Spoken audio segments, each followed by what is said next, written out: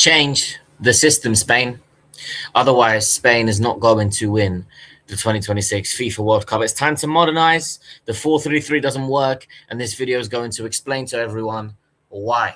Welcome to the Blue Gaffer FC. Welcome to the channel. Like and subscribe as I go into a breakdown on Vamos, Vamos, Viva España. If you watched their first game, which probably everyone is here because they watched that first game against Cape Verde.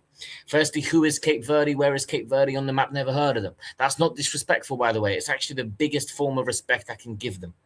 Because a country that nobody knows managed to get a point against one of the world's best footballing nations. I can't give them more respect than that. So firstly, on record, a huge, massive congratulations to Cape Verde. And I'm tempted to do a video on them as well. However, it was more Spain's failure than it was Cape Verde's success. And this is why you can see me in the photo with a tactics board out saying, modernize, 3-4-2-1. Here is why. Have a look at this. So the game that ended 0-0, Spain played a 4-3-3, a very flat and boring 4-3-3. Cape Verde played a 6-3-1. Now, maybe a lot of people who watch the game don't realize that because they look at what the formation is at the start of the game or what the commentators tell you, but you don't actually watch the game. You listen and you look at what the presenters are telling you, but you don't actually watch the game. Watch the game, not what they tell you. One of my first lessons on coaching was that this and this can lie if you're not careful. Your eyes and your ears. Watch it yourself. The best way to analyze games is actually watch it without the commentator. Otherwise, you hear things that aren't happening because they're not analysts. They don't know what they're talking about. They're trying to sell a product to you to make you watch their channel. Cape Verde played a 6-3-1 shape for majority of the game. Now, anyone who understands coaching and formations, that doesn't mean for 90 minutes they played like that. So you can absolutely find me a clip where they don't play like that.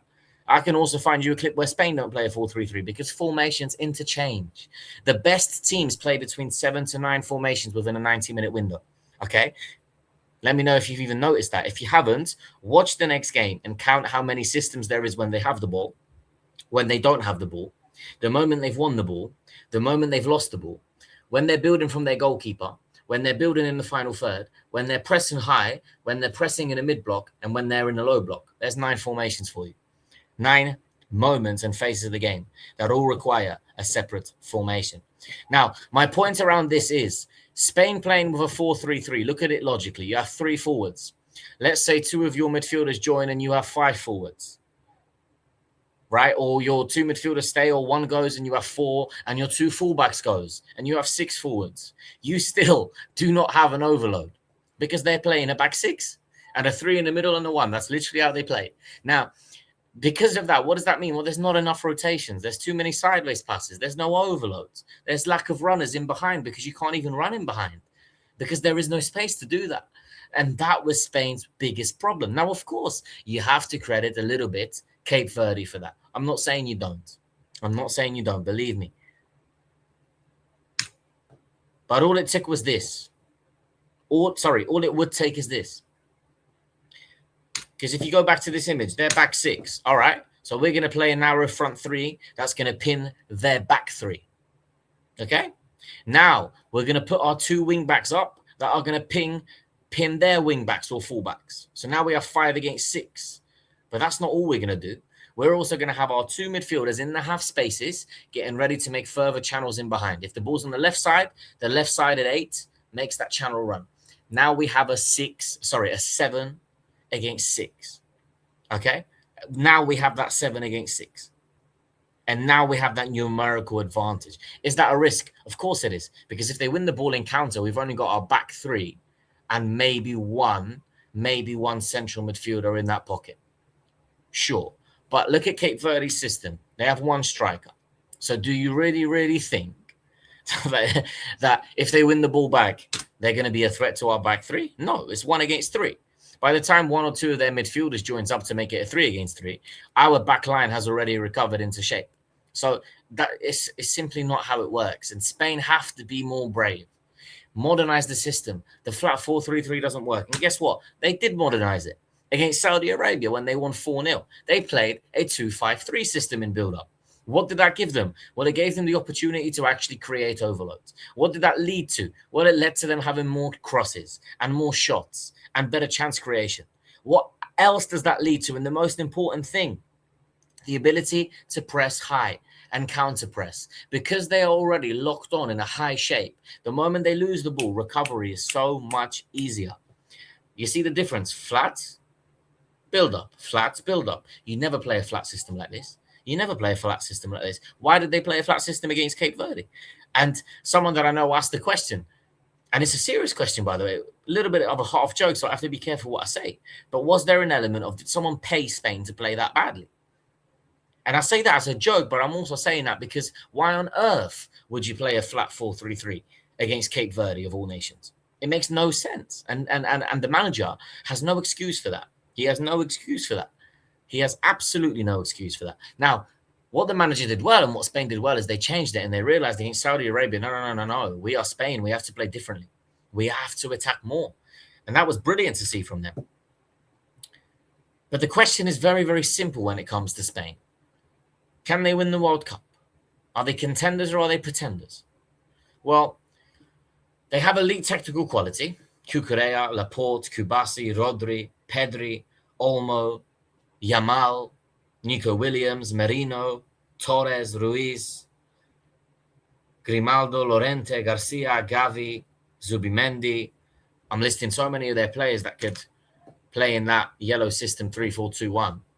I would personally play Rodri and Pedri as my holding, or Rodri and Gavi as my holding, Pedri and Olmo as my 2-10s, Yamal my right wing back, Cucurella my left wing back, striker, whether that's Oyarzabal or Ferran Torres.